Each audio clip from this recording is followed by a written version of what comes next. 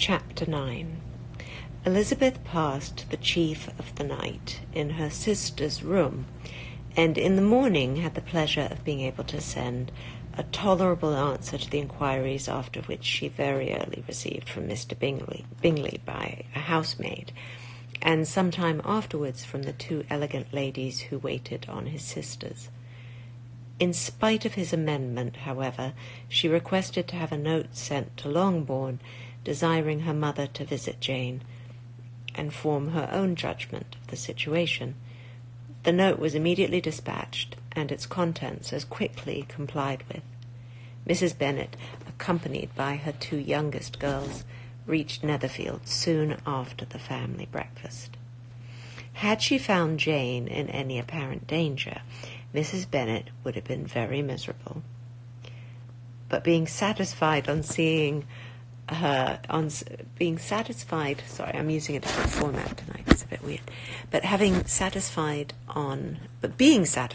seeing her that her illness was not alarming.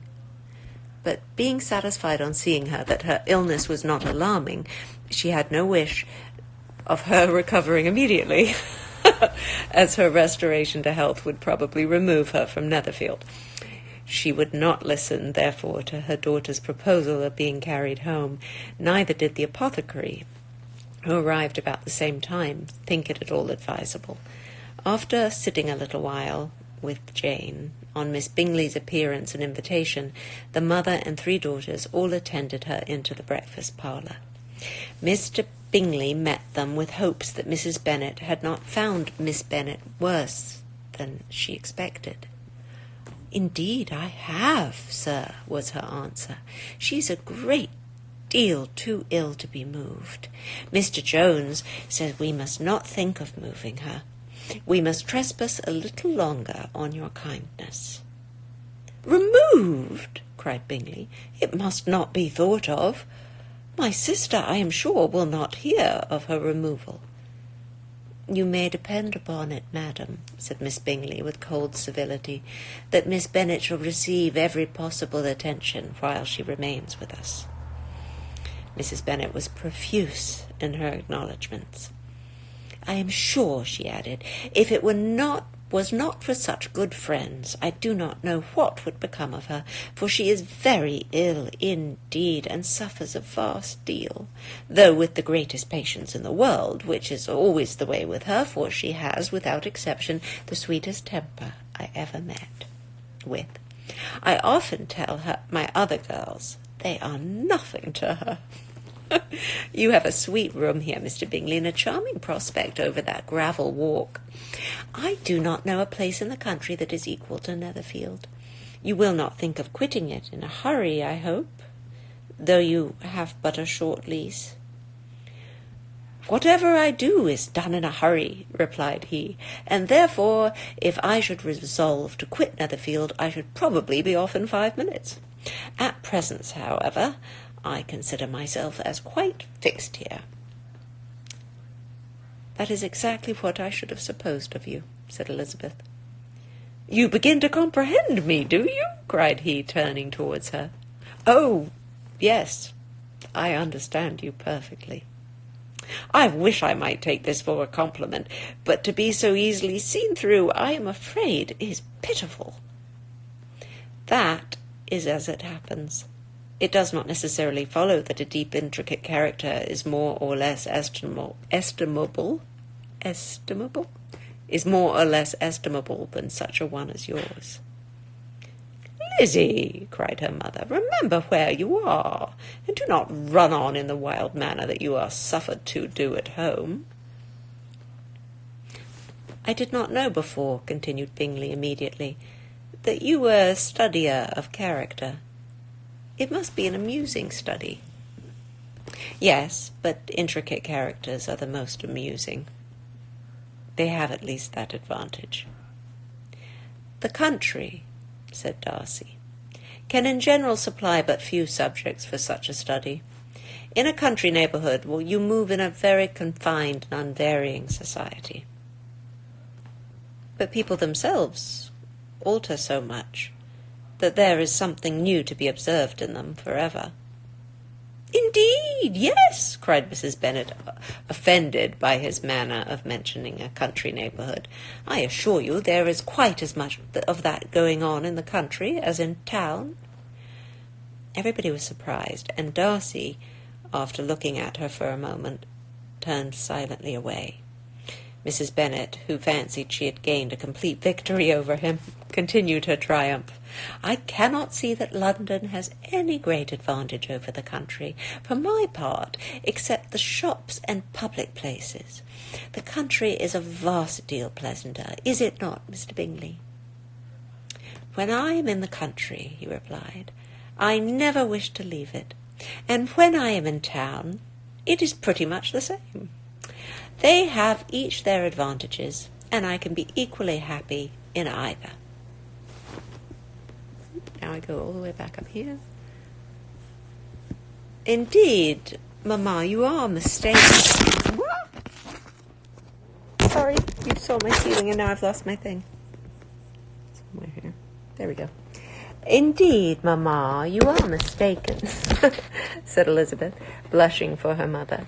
"You quite mistook Mr. Darcy. He only meant that there were not such a variety of people to be met with in the country as in town, which you must acknowledge to be true."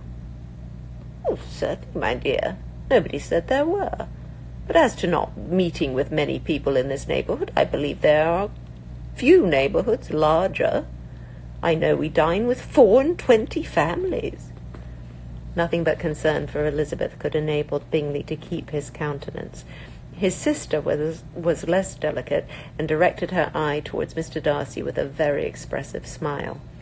Elizabeth, for the sake of saying something that might turn her mother's thoughts, now asked her if Charlotte Lucas had been at Longbourn since her coming away. "Yes, she called yesterday with her father. What an agreeable man Sir William is, Mr. Bingley, is not he? He has always something to say to everybody. That is my idea of good breeding, and those persons who fancy themselves very important and never open their mouths quite mistake the matter. Did Charlotte dine with you?" "No, she would go home. I fancy she was wanted about the mince pies. For my part, Mr. Bingley, I always keep servants that can do their own work. My daughters are brought up differently, but everybody is to judge for themselves, and the Lucases are very good sort of girls, I assure you. It is a pity they are not handsome. Not that I think Charlotte so very plain, but then she is our particular friend." "She seems a very pleasant young woman," said Bingley. "Oh, dear, yes, but you must own she is very plain. Lady Lucas herself has often said so, and envied me Jane's beauty. I do not like to boast of my own child, but to be sure, Jane, one does not often see anybody better looking. It is what everybody says. I do not trust my own partiality. When she was only 15, there was a gentleman at my brother Gardner's in town so much in love with her that my sister-in-law was sure he would make her an offer before we came away. But, however, he did not. Perhaps he thought her too young. However, he wrote some verses on her, and very pretty they were." "And so ended his affection," said Elizabeth impatiently. "There has been many a one, I fancy, overcome in the same way. I wonder who first discovered the efficiency of poetry in driving away love." "I have been used to consider poetry as the food of love," said Darcy. "Oh, a fine, stout, healthy love it may. Perhaps everything nourishes what is strong already. But if it be only a slight, thin sort of inclination, I am convinced that one good sonnet will starve it entirely away." Darcy only smiled, and the general pause which ensued made Elizabeth tremble lest her mother should be exposing herself again. She longed to speak, but could think of nothing to say, and after a short silence Mrs. Bennet began repeating her thanks to Mr. Bingley for his kindness to Jane, with an apology for troubling him also with Lizzie. Mr. Bingley was unaffectedly civil in his answer, and forced his younger sister to be civil also, and say what the occasion required. She performed her part, indeed, without much graciousness, but Mrs. Bennet was satisfied, and soon afterwards ordered her carriage. Upon this signal, the youngest of her daughters put herself forward. The two girls had been whispering to each other during the whole visit, and the result of it was that the youngest should tax Mr. Bingley with having promised on his first coming into the country to give a ball at Netherfield. Lydia was a stout, well-grown girl of 15, with a fine complexion and good-humoured countenance, a favourite of her mother, whose affection had brought her into public at an early age. She had high animal spirits and a sort of natural... Hi, darling. Hi. Sorry about that.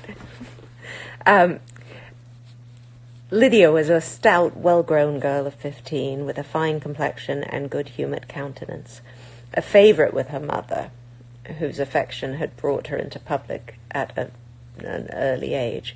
She had high animal spirits and a sort of natural self-consequence, which the attentions of the officers, to whom her uncle's good dinners and her own easy manners recommended her, had increased into assurance. She was very equal, therefore, to address Mr. Bingley on the subject of the ball, and abruptly reminded him of his promise, adding that it would be the most shameful thing in the world if he did not keep it. His answer to this sudden attack was delightful to their mother's ear. "I am perfectly ready, I assure you, to keep my engagement, and when your sister is recovered, you shall, if you please, name the very day of the ball. But you would not wish to be dancing while she is ill?"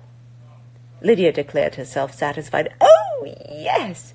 It would be much better to wait till Jane was well. And by that time, most likely, Captain Carter will be at Meryton again.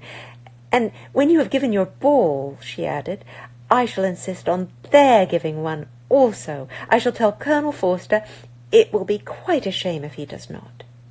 Mrs. Bennet and her daughters then departed, and Elizabeth returned instantly to Jane, leaving her own and her relations' behaviour to the remarks of the two ladies and Mr. Darcy, the latter of whom, however, could not be prevailed on to join in their censure of her, in spite of all Miss Bingley's witticisms on fine eyes.